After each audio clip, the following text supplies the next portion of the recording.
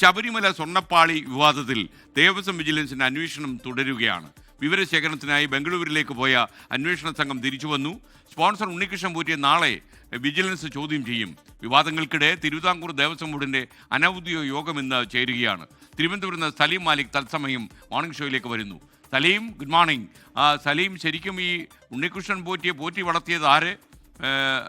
പോറ്റിയെ പോറ്റാൻ വേറെ ആളുകളുണ്ടോ? ഇങ്ങനെ പ്രാസം വെച്ച് ചോദിക്കുന്നവരുടെ എണ്ണം കൂടി വരുന്നു. അവർക്ക് പോയാലൊരു പ്രാസം, പക്ഷെ ഉണ്ണികൃഷ്ണൻ പോറ്റിക്ക് പോയാൽ നല്ല ജീവിതമാണ്. പറയൂ വിവരങ്ങൾ. Good morning.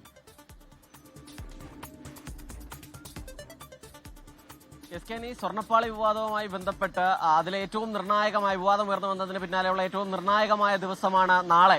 പ്രത്യേകിച്ചും ഉണ്ണികൃഷ്ണൻ പോറ്റിയെ പോറ്റി വളർത്തിയത് ആര് എന്നുള്ള കാര്യത്തിനുൾപ്പെടെ ചോദ്യത്തിന് ആ ചോദ്യങ്ങൾക്ക് ഉത്തരം ലഭിക്കുമോ എന്ന് നാളെ ഉണ്ണികൃഷ്ണൻ പോറ്റിയെ ചോദ്യം ചെയ്തതിന് മാത്രം ശേഷമേ അറിയാവൂ. എന്തായാലും ഉണ്ണികൃഷ്ണൻ പോറ്റിയെ ഇത്തരത്തിലുള്ള ചോദ്യങ്ങളോട് സഹകരിക്കുമോ എന്നുള്ളതാണ് ഏറ്റവും പ്രധാനപ്പെട്ട ചോദ്യം. കാരണം ഇന്നലെ തിരുവനന്തപുരത്തെത്തിയ അദ്ദേഹം അവിടെ നിന്ന് മാധ്യമങ്ങൾ ഇതുമായി ബന്ധപ്പെട്ട വിവാദങ്ങളിൽ ചോദ്യത്തിന് ഉത്തരം തേടിയപ്പോൾ യാതൊരു വിധത്തിലുള്ള മറുപടിയും പറഞ്ഞില്ല എന്ന് മാത്രമല്ല, എല്ലാം കോടതിയിൽ പറഞ്ഞോളാം, അവിടെ നിന്ന് നിങ്ങൾ സത്യവാങ്മൂലം വഴി അതിന്റെ ഉത്തരങ്ങൾ എടുത്തോളൂ എന്നുള്ളൊരു നിലപാടാണ് സ്വീകരിച്ചത്.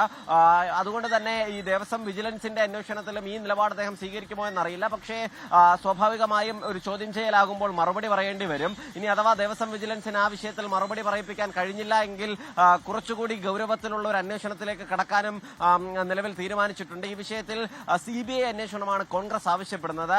പ്രത്യേകിച്ചും ഉണ്ണികൃഷ്ണൻ പോറ്റി ഈ ചിത്രത്തിലേക്ക് വന്നതിന് ശേഷം കോൺഗ്രസ് ഉൾപ്പെടെ ആരും പ്രധാനമായ തരത്തിലൊരു അന്വേഷണത്തിന് ആവശ്യപ്പെട്ടിരുന്നില്ല. അത് വലിയ വിമർശനത്തിന് വഴിവെക്കുകയും ചെയ്തതിന് പിന്നാലെ ഇന്നലെയോടുകൂടിയാണ് കോൺഗ്രസ് CBI അന്വേഷണം ആവശ്യപ്പെട്ടത്. UDF ഔദ്യോഗികമായി തന്നെ ഇപ്പോൾ അത് ആവശ്യപ്പെട്ടിട്ടുണ്ട്. പക്ഷേ ആ നിലയിലേക്ക് കടക്കില്ലെങ്കിൽ പോലും സംസ്ഥാന സർക്കാരിന്റെ തന്നെ നിയന്ത്രണത്തിലുള്ള ക്രൈംബ്രാഞ്ച് സംവിധാനങ്ങളെ കൊണ്ട് ഈ വിഷയം അന്വേഷിപ്പിക്കുക എന്നതുൾപ്പെടെയുള്ള പലവിധത്തിലുള്ള ആലോചനകളുണ്ട്. പ്രത്യേകിച്ചും നിലവിൽ ഈ അന്വേഷണ സംഘത്തിന് മുൻപിൽ ഉള്ള ഏറ്റവും വലിയ പ്രതിസന്ധി ദേവസ്വം രേഖകളിലെ പ്രശ്നങ്ങളാണ്. കാരണം ദേവസ്വം രേഖകളിൽ പലതിലും വ്യക്തത ഇല്ലാത്തതാണ് ഇതുമായി ബന്ധപ്പെട്ടുള്ള പ്രശ്നങ്ങൾക്ക് കാരണം, അന്വേഷണം മുന്നോട്ട് പോകാത്തതിനും കാരണം.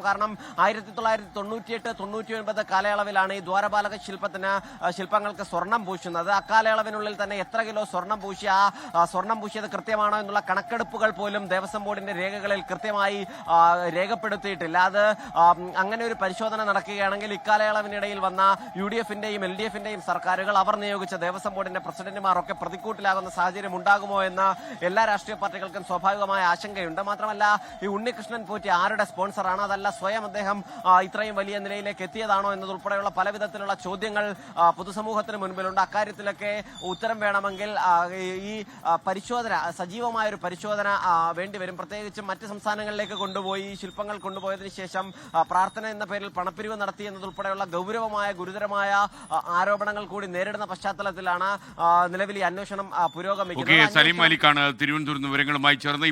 ലോകത്തെവിടെയായാലും ഏത് സമയത്തും 24 വാർത്തകളും ഓഗ്മെന്റഡ് റിയാലിറ്റി പാക്കേജുകളും എക്സ്പ്ലെയിനറുകളും വിശദമായി കാണാൻ ഞങ്ങളുടെ YouTube ചാനൽ നിങ്ങൾക്ക് സബ്സ്ക്രൈബ് ചെയ്യാം.